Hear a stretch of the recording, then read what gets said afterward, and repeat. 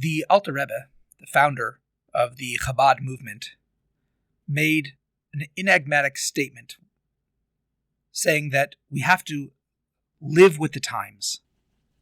And the followers would talk about what this statement meant. It didn't mean that you have to constantly know what's going on in the world and that you have to keep up with the Joneses and that you have to constantly be reevaluating how you're living your life with whatever fads and new trends are happening in society.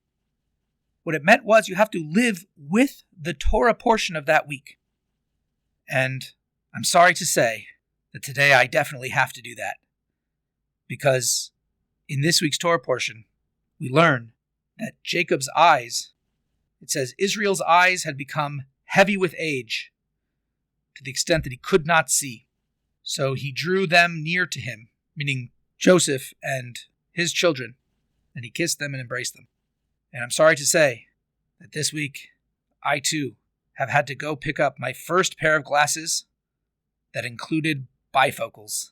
So I'm living with the times as we speak. But on a more serious note, this week's Torah portion is called Vayechi, which means and he lived, talking about Jacob. This seems to be a pretty inappropriate title for a Torah portion that centers around the death of Jacob.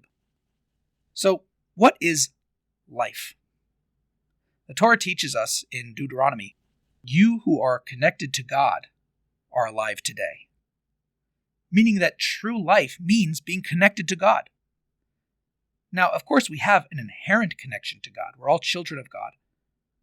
But in order for that connection to be visible and apparent in the world, God sends trials and challenges for his divine service.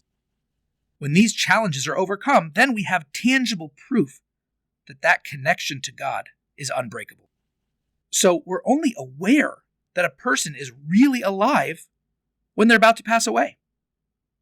Because then it's evident that all these challenges of life were meant to highlight, to express the powerful bond of the Jew to Torah and mitzvot.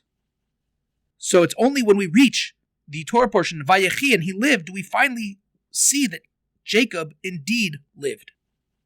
The Talmud states, just as his descendants are alive, he too is alive.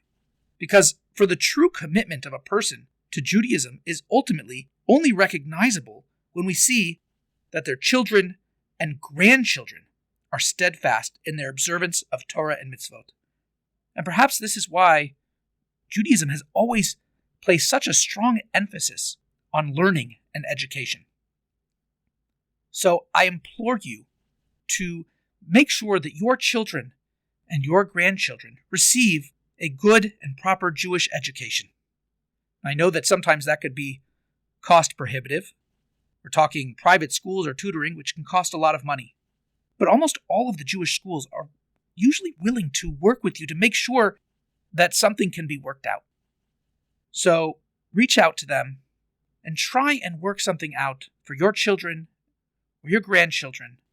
And then this dictum that we apply to Jacob, that just as his descendants are alive, so too he is alive, we can then apply that to each and every one of us. That just as our children and grandchildren and great-grandchildren are alive and learning and connected to God through Torah and mitzvot, that we too will live forever through them. Shabbat Shalom.